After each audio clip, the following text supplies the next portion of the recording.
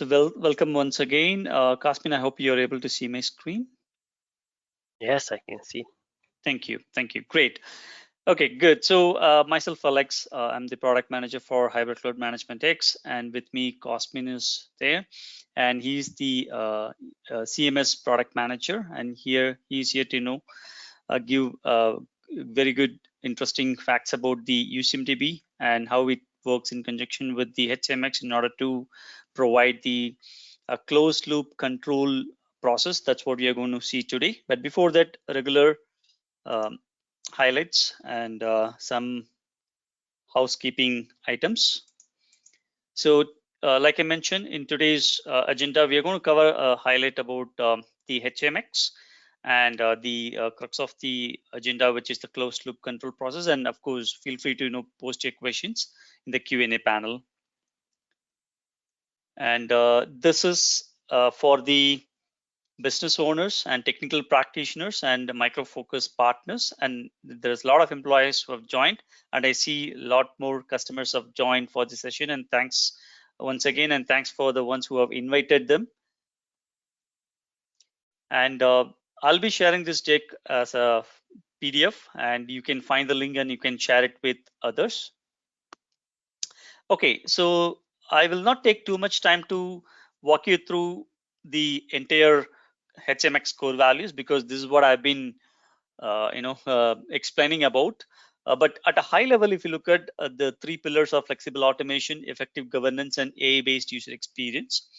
And in the flexible automation, the product provides like number of out-of-the-box workflows and integrations, and it also got the designers and native integration with the marketplace portal coming from different public cloud vendors, which can help the IT admin to create the offerings instantly, or if they want to customize it, they can do it using the designer. And then comes the effective governance, which brings the context sensitive guardrails for to enforce control, along with the finance management to set the budget and keep track of the budget, and also expose the expense lines.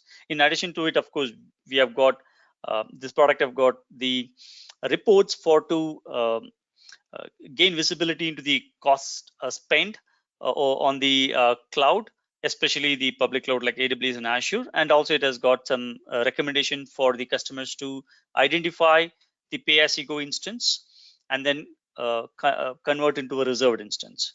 And the item that we are going to see today is the UCMDB, which helps for to store the configuration items, and that acts as a single source of truth. Comes with customizable dashboard and reports, and that is what we are going to see today. And then the AI-based user experience, which provides self-service portal along with the mobile app, and it has also got NLP based or machine learning based bot which can interact with the user and then provide the required service. So again, these are the set of use cases that the product supports for the end users as well as for the IT operations team. So there are a number of use cases. We have just listed only very few here. Like I mentioned, self-service portal for the user to request for a service, and if they want to integrate the code, if they want to use their ID to request for a service, which is also possible using the Cloud Slang technology, and the product can also be integrated with any CI/CD DevOps tools using the API or even using the plugin.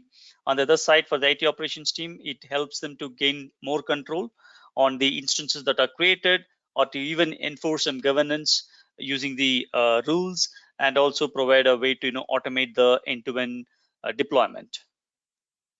So let's go into the Hybrid Cloud Management X closed loop control process and how it can help the IT admin implement this. But before that, we all know that IT team creates the standard offerings, and then it can be just a simple IaaS or a PaaS or even an application. And while they create, they also put some policies in order to make sure that the end user, whatever the input that they are providing, it doesn't really violate the standards or compliance of the company. But of course, like it is not always the case that these policies are up to date, because as you know, the technology evolves, the challenge also evolves along with that. So the team needs to keep a watch on that. So what is the problem here, and what is that HCMX is trying to solve? The scenario here is like an IT operations team create policies and assigns them to every offering. And like, for example, if you take some policies, check if the port is used in a security group is valid. For example, if they want to enforce the application team to use 443 or maybe some HTTPS port, they need to create a policy and attach to the offering. Or maybe the images that are used in the public cloud are in the approved list, or even the regions which are the user are using, whether it is in the approved list. And for example, even the instance sizes, which matters a lot because there is a price tag associated with the instance sizes, and the IT admin needs to ensure that the sizes that are exposed to the end users via offering are meeting the budget or the quota set for that group. So, well, what is the problem here? In the large IT landscape, it is still risky that there can be a chances that the user can violate. Well, there are two ways. One is like the data is already there. The user have requested some services. Let's say they have requested for a full baked application which consists of 3 tiers like compute and the software and the application, and now all are in the configuration item. I mean, all the properties are represented as configuration item and stored in the UCMDB. And so if they want to identify if there is any violation on the existing data, or for some reason if they want to introduce a new compliance standard, how they can implement it. So that's the question that IT team generally ask, like how a tool can identify a non-compliance item in the existing data and bring it to compliance, and what are the best process to add this control for existing and the new offerings. So that's what usually we get as input, or get as a question or a query from the customers. And the solution is pretty straightforward and simple, where HCMX offers. So HCMX brings the best of both worlds, like both the developer as well as the operations team. So it can help you create the policies, and we call it as rules, and it ensures that the developer input does not really violate the compliance standards. And it also can help to scan the data which are already loaded into the system and checks for any violation, and it helps the IT admin to remediate if there are any non-compliance item. And of course, there are a number of ways to do it, but we generally represent it as closed loop control process, where it can help the operations team not only to do a early bound check, which can help through, which can be achieved by the rules, and also they can implement the check. They can do a late bound check, after the data is stored into the database, and that's the closed loop control process that we define. So again, so here is where I want to give the control to Cosmin, who is here to showcase how the late bound checks can be implemented, and then I'll also show how the early bound checks can be implemented. And you all must be already aware how the rules are defined, so there is nothing new. So I'm going to first make sure that you understand the late bound check, and then I'll show you the early bound checks. So it will actually connect to the closed loop control process, wherein whatever the non-compliance item identified by the UCMDB using the policies, which can be later sent to the IT admin to create those policies upfront, so that next time the same policy violation does not happen. So let me give the control.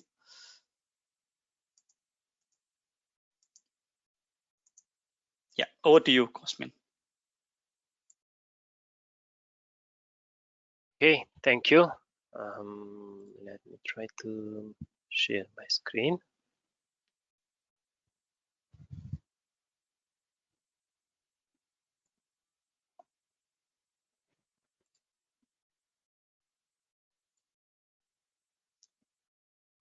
Can you see my screen? Yes, I can. Please go ahead. Okay, thank you. So, hi everyone. My name is Cosmin Rus. I'm a new product owner for the CMS team. I'm a colleague with Billy now. I'm pretty sure many of you already know. So today I'm going to present you some new function. Actually, it's not new function. It's a functionality that we added in our new UI. We used to have an older product named CM that used to do all this part. It was a bit complicated or hard to manage at the beginning, but we wanted to simplify this a bit. So in order to make this a little bit more attractive, we work a little bit on the part in which we display and better showcase our existing flows and data, and not without having to have an additional product installed, without the hassle of maintaining it, and so on. So today we're going to discuss about compliance, compliance in UCMDB. If many of you are not aware, this is actually a built-in functionality that you can find in CMS, and you don't need to install something additional that it used to do in the past.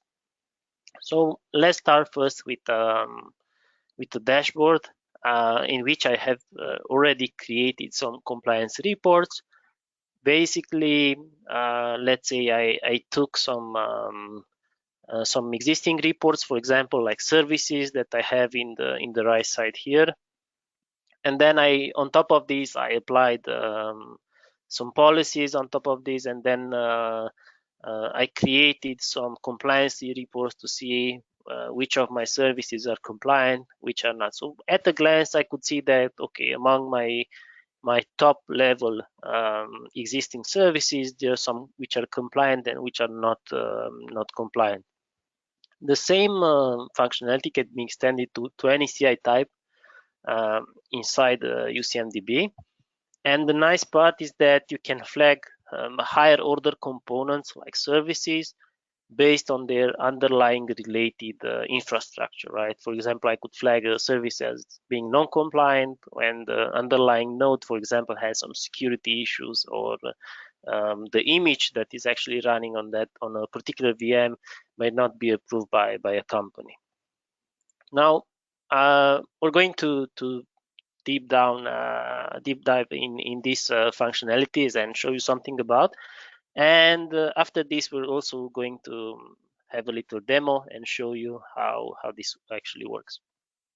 So in terms of consuming policies, if any of you is acquainted with the perspective, it kind of works like the same. It leverages the same TQL engine within the UCMDB. So basically, you can start from an existing report in which you manage data, or you manage software, or all types of data, and you can apply a policy on top of it, and immediately will tell you what's compliant, what's not compliant, what are the CIs for which the policy does not apply, because you can actually have all kinds of types of CIs inside this report, like services, like running software and computers, and usually the policies only refer to one CI type that is marked as the main entry point, let's say in the topology.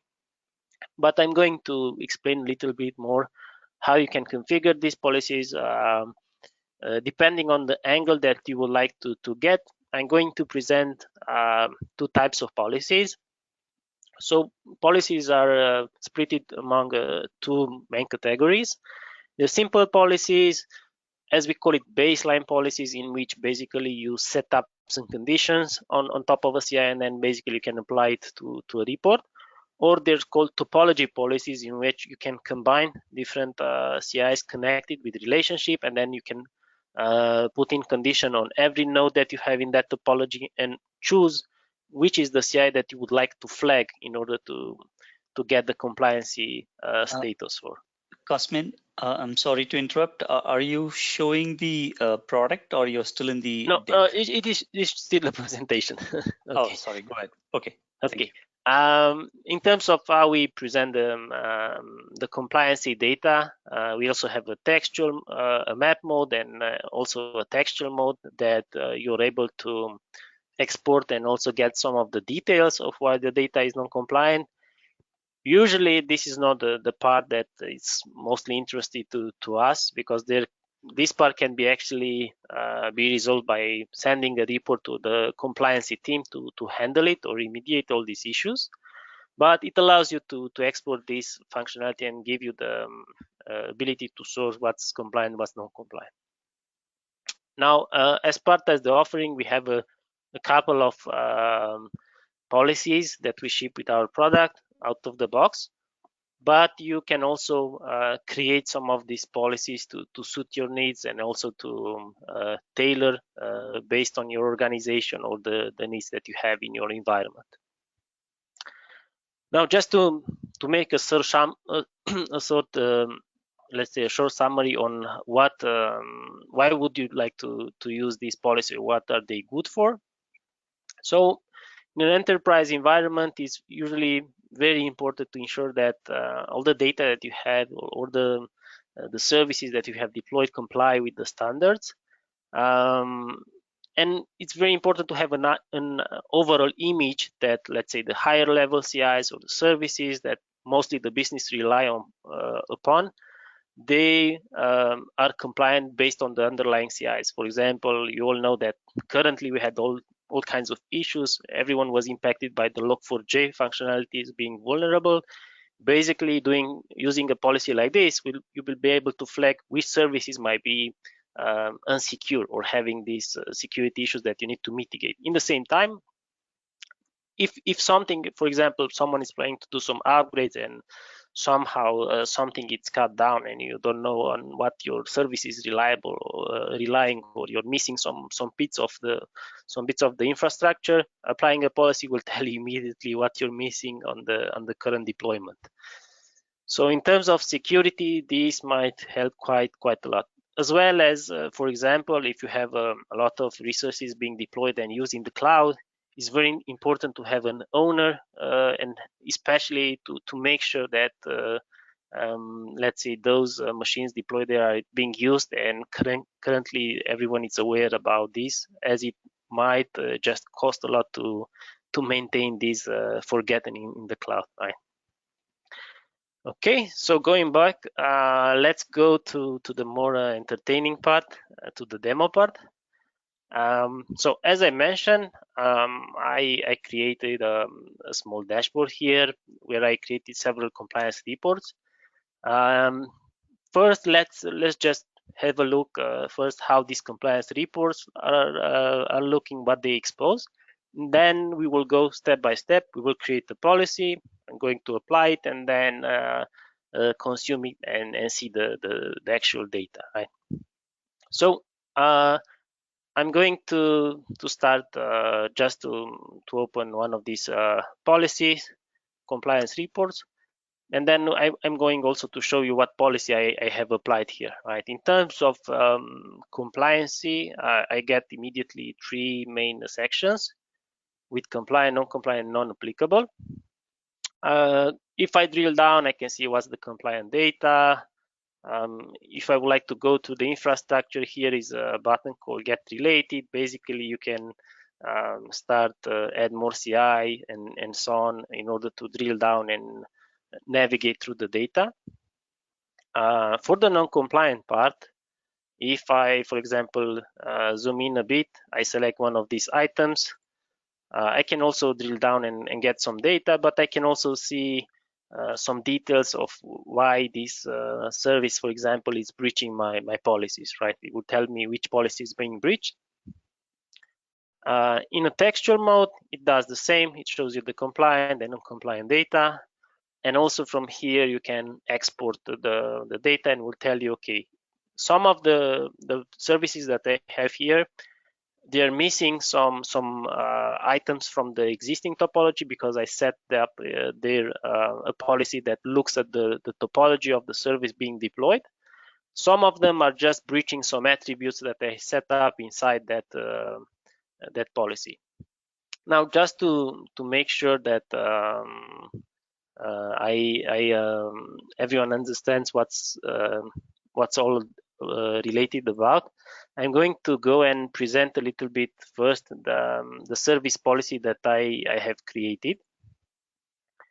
So in order to create a a complex policy. So this one is a bit more complex, I would say, that I use for this reporting. I set up, let's say, a graph in which I say, okay, each business service is connected to a business application, and then each business application has an application server, and on that application server there is a computer. And then I set up here some conditions, right, on this, and say, okay, everything that does not respect these conditions on this computer should be flagged as non-compliant, right? And it will not tell that the computer is non-compliant. It will tell me that the business itself, which I set up here as an entry point, is non-compliant, right? So this is called a topology policy, right? It's a more complex policy, but this is just some overall feeling of what I extracted here and what I managed to get in this picture. Now, if you wanted to complicate a little bit the things, and let's say that topology I wanted to make it more specific, I have also created something more complex, in which I can not only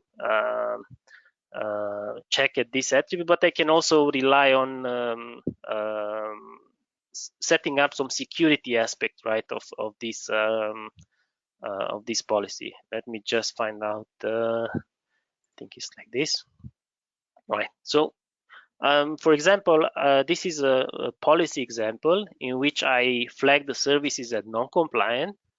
But here I set up some conditions on the computer, the ones that I showed you previously. And then on the running software, I also mentioned that I would like to make sure that the port that is listed there is the one secure, and within a agreement in the company should be 80/40/43, right?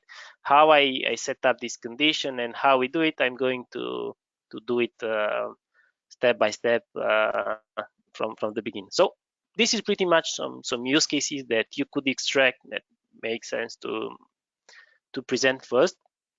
Now let's go together and let's create the policy, right? Because that's the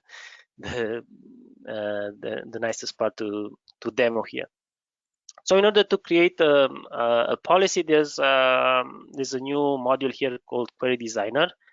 There are two ways in which you can create a compliance report. A compliance report, it's an initial report on top of it, on which you deploy a policy, or you can simply create a policy and reuse it in different reports. So I'm going to create a policy first, and then just show you, once you create the policy, how you can use it to create also a compliance report. So for today's exercise, we're going to use a very simple policy, just a computer. I add it here. Immediately, if I add one single item, it will show as the main entry point, meaning that it will flag all the computers that do not respect my conditions, right? To add conditions, I simply come here to condition, I click on add, and then I fill in some attributes like discovered, OS name,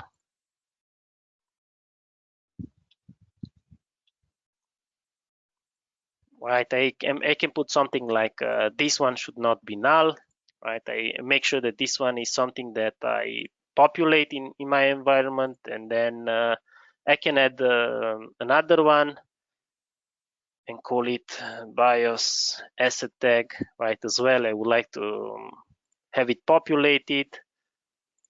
Then the same goes for the BIOS version.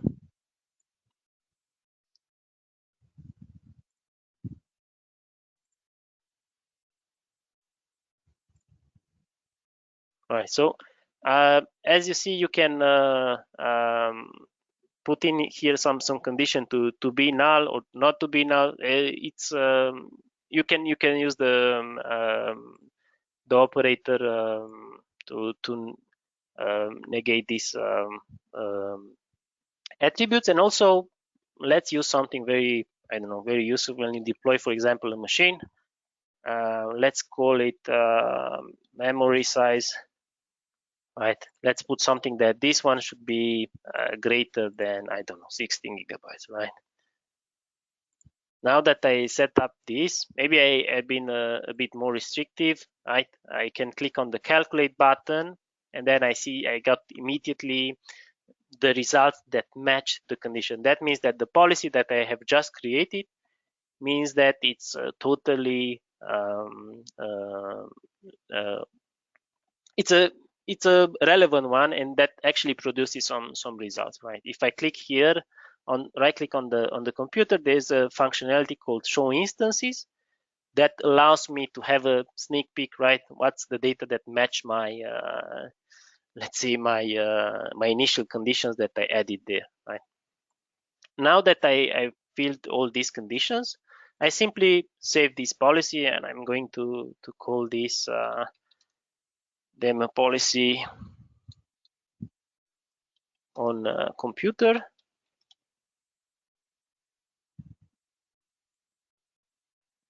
Now that I've saved this, I can go back to my initial dashboard. And now let's say that I already have some managed computers that I'm interested. I have some computers, I have some Unixes, and then I have some IP address on here. Let's have a look what do I managed to get in this data. So basically I have all kinds of topology like computer with IPs and everything. Let's say this is something that I have discovered or I have imported in UCMDB. And then what I can do, there's a green button here. I can go to baseline policies because I created a simpler one, or I can simply use the search here from, I'm going to select the one that we have just created, demo policy on computer, and then click apply, right? Once I apply it, I immediately see I have some compliant data, some non-compliant data, and some non-applicable, right? Probably if I go in non-applicable, I see here it's IP because the policy I applied is mainly applied on computers, right? If I go to back, I see that I have some non-compliant data. I click on this, and then immediately I see, okay, I had set up some expectation here for my computers that I have. Most of these have these values null. I expect it not to be null, and also the memory size should have been greater than 16, and actually this one is 0. So probably all this data that I have here does not comply with the rules that I have assigned and used, right? Now, if I'm going to the textual mode, same report can be available here. It will tell me what I have been expected. So everything should be greater than 16, and I actually have 16 on some of these, and then I have null values and so on. So it will give you some details on the baseline policy. For the service policy, or the one which uses the topology, it's a bit more complex. Cannot give you all these details, but it will tell you which part is compliant and which not. In order to export the data, there's a CSV button that I can click. It will tell you that the report is generated. It might take a while to do so, and once it's ready, you can download it from here, and immediately you got your CSV file, which of course you can filter based on the compliancy and non-compliant. It will tell you which policy is being breached, the non-compliancy reason, right? If we go back to the bottom, it will tell you, okay, I have the policy that I use is demo policy on computers, and then I have some expected value that I didn't manage to meet within this policy. This is not that important, I would say. It's mainly just to flag the data that do not comply. Usually there's a compliancy office that takes handle of this and fix it for you. Okay, so now that I did this, I can also save this particular report plus policy. There is also a save button here, and now I can call it, I don't know, let's see, demo compliancy report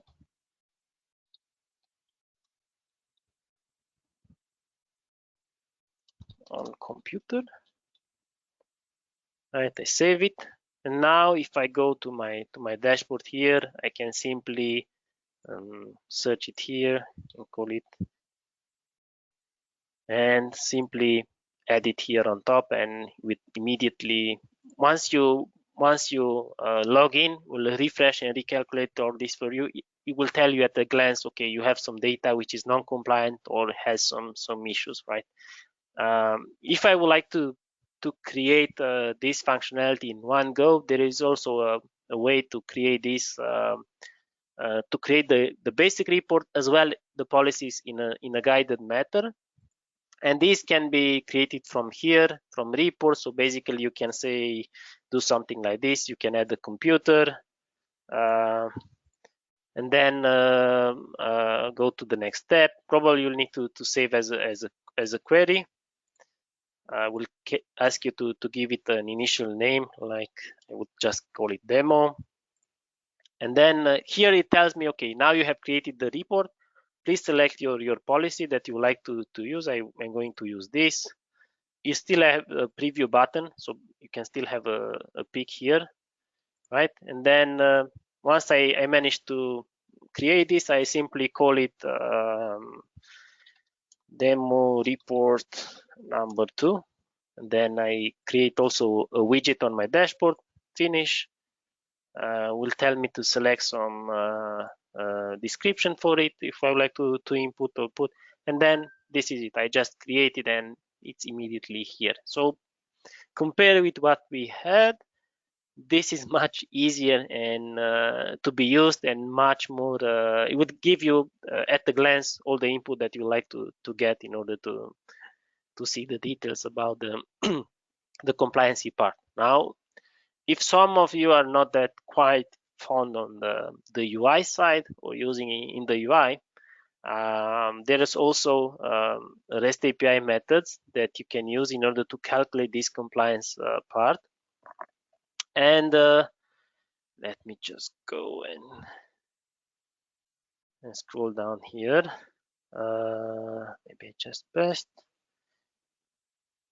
right here, policy. So basically you can use the compliance REST APIs in order to get the same values, like the same outputs.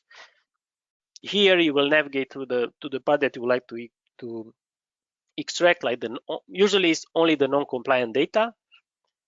So basically, once you have created these reports or all these policies inside your environment, you can also leverage REST API in order to get the output.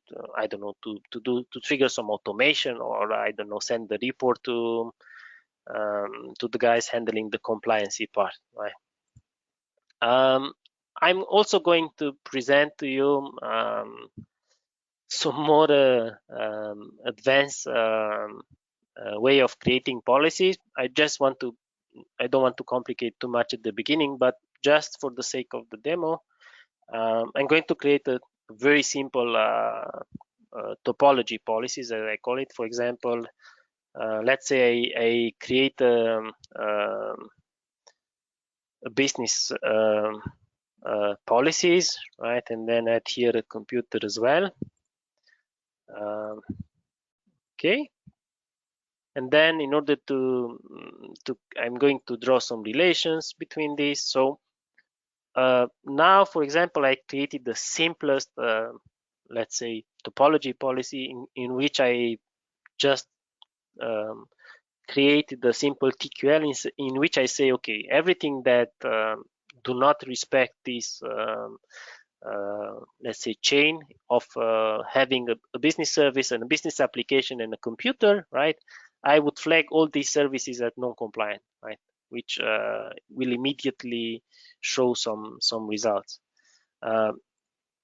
It's actually, this is a good, very good policy.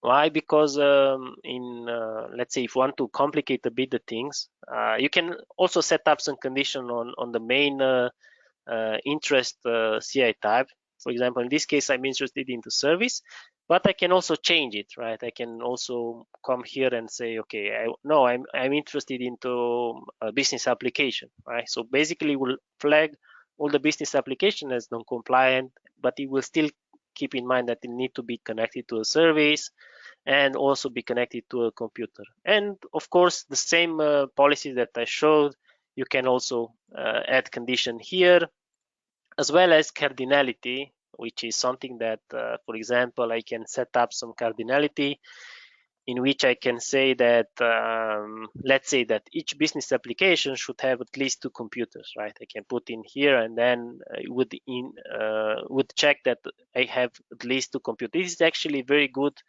For example, if you have something like an HA or something like this, or your services are relying on a HA solution, and is something that you like to make sure that you have deployed within your infrastructure, right, to support this.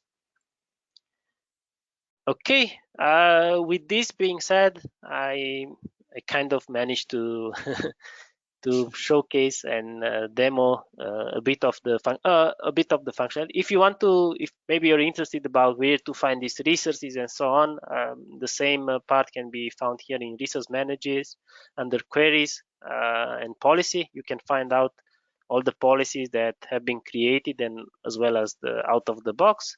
And under the view part here, you can see all the compliance reports that you have created, and of course you can edit them, you can execute, you can delete them, as well as you can also delete it from here, from the demo page, right, from the dashboard.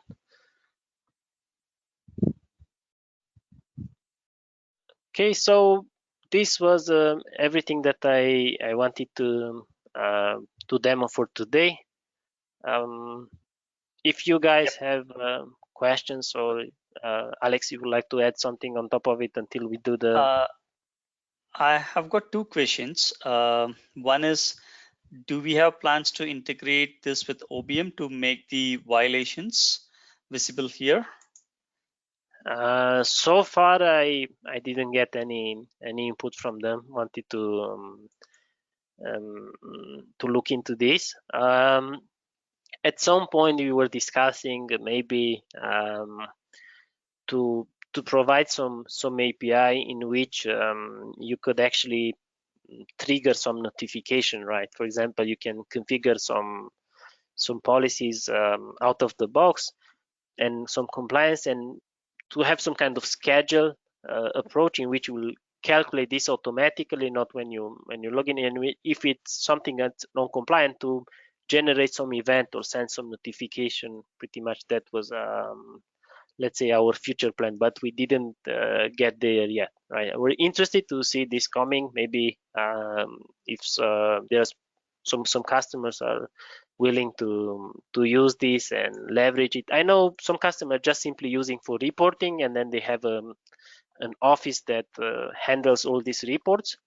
So they're just looking on what's compliant, what's non-compliant. But we also heard at some point things that some might want to automate some things based on the compliancy part. Okay, good, thanks. Okay, great. So let me take up the control, and thanks Cosmin. It was great demo. Maybe I would do a quick summary. Let me take the control. Okay, good. So so what we saw currently is like nothing but how the UCMDB can actually help the IT admin scan the data and then understand the non-compliance items, and then download the data and share it with the compliance team to make sure that it can be remediated.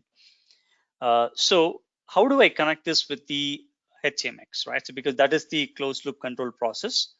So if you look at what you're seeing is nothing but the service portal of HCMX.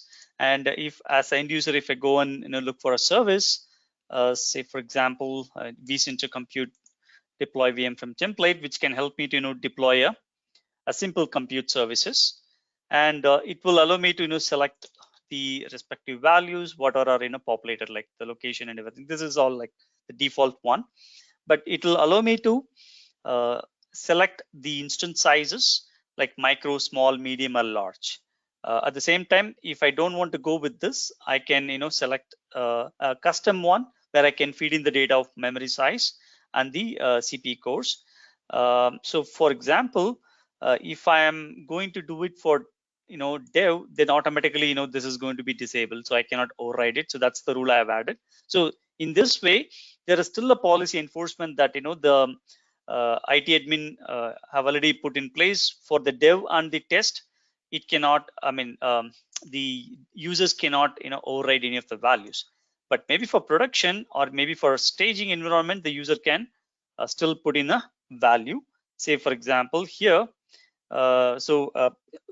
Cosmin mentioned like select the list of servers as part of the compute CI type, and then I need to find which are all like greater than 16 gig of RAM. So here I can actually put like say for example which is 18462, and here I have not put any policy as such. So ideally it should take me to the submit button, and then it will help me to submit the request. So eventually there is no way I can catch it here. And what if the IT team gets notification that even the production system for a particular application group, they cannot use more than 16 gig of RAM, right? So if there is some standard is put in place within an enterprise organization, how they can actually put a policy. And before that, that's what even Cosmin was trying to explain, that from the deployed instance, which are nothing but the configuration items which are stored in the UCMDB, how we can scan the list of servers that are actually that are actually using the RAM size which are greater than 16, right? And that way you should be able to identify the servers, and you can go and resize it, maybe through some operation orchestration flow, or maybe you can create a service offering that can do resizing, or maybe if it is a subscription already available, the admin can go ahead and resize the memory. But for the newer offerings, how do we enforce it, right? So that's also one of the item, because that's the closed loop control process. So here we have, of course, this is the dashboard. So here, if you look at, we have an offering. So this is the same vCenter compute deploy VM from template, where we have number of rules. We call it to policies, where we can enforce the policy so that the user input the value that are compliance, right? And if I want to enforce it, for example, here, if you look at, this is the policy that is added by default, which allows like anywhere between 0 to like I think more than 1 million, I think so, which in production no one would expose it. But I need to now put in put a policy in place in order to ensure that the end user cannot provide the memory size more than 16 gig of RAM, right? So I can simply go ahead and disable this rule, and then I can add a new rule, because I've already added the rule and it is simple to add. Just click on the if condition, and then you can for example check the validate that the field is in range, and then it automatically can help you to set the field, and with the expression stating that okay, if the user goes and select this, and if the value is not null and the value is not empty, then go ahead and validate this input, whether it is between 1 GB of RAM and the 16 GB of RAM. So that's a simple a rule that you can put in place. So now I have added like this rule, and I'm going to save this, and let me go and try it again to see whether it is really stopping me to provide a value more than 16 GB. And there is no surprise, because this you must be already aware. But how do we connect this with the UCMDB is what we want to show you in a real-time production environment, which we usually do on a day-to-day basis. And this is just a small example we wanted to provide you, so that you can relate, and then you should be able to really go and put a policy which are really production grade. So here I'm going to maybe select the production so that it will allow me to override the value. So now I can go and give a value something like more than 16 GB, and I'm going to submit this. So you see that it automatically tell me that you should put the RAM size only between 1 GB to 16 GB. Again, this is just a simple, and just for the sample purpose, we have actually added this rule. So there are a number of rules that you can add in order to enforce. So this is for the early bound checks that you can actually define the policy through the rules and you can validate. And this is for the late bound checks where you can actually create the report, and then further you can create a policy and apply to check if the number of instances are really meeting the policies. Or you can also create a policy like Cosmin mentioned, then you can apply to the instance. You can also create the report which can be shared to the compliance manager. Maybe they may want to they may share it with the a data center and compliance automation team to remediate the actions, because that provides some out of the box remediation actions. Or maybe if it is just that they want to resize the compute, then it is easy for the user to go and go into the portal, and then they can actually run the modify action, or they can run some user operation to resize the data. Or even if they want to check the port if it is open, and if it is not supposed to be open, they can actually go and restrict that. So there are a number of examples that we can quote, and I think there are a number of out of the box policies that are available. So feel free to go and check it out, and then please post your question and we should be able to help you with the information. So that's pretty much we wanted to show you today, and I think we are kind of early, but I want to open up for any questions. So let me unmute all the participants so that you can unmute yourself and you can start to ask questions.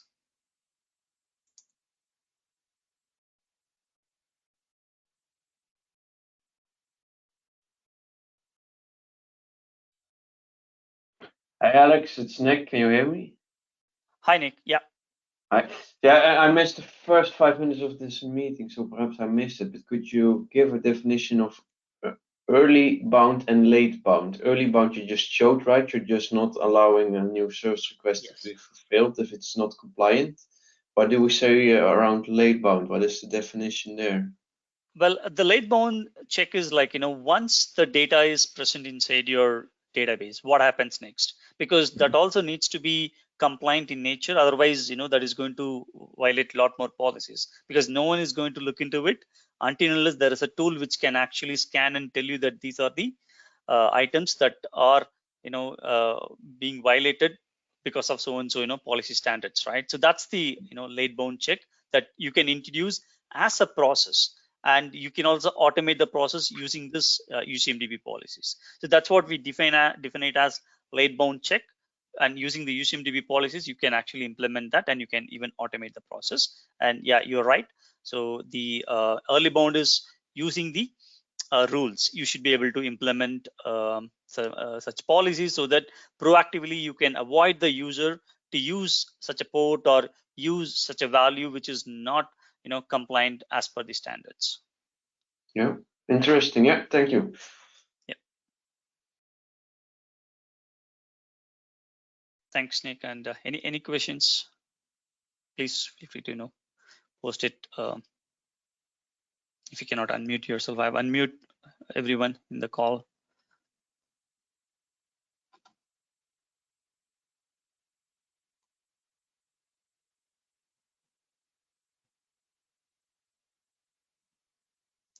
And I have also posted the handouts, so please download it and you can go over it, and you can also shoot an email to us, and we can certainly help you with that.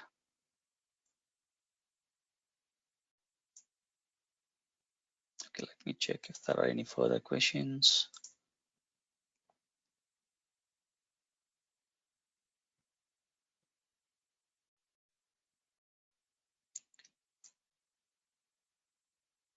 Okay, so I don't see any new questions.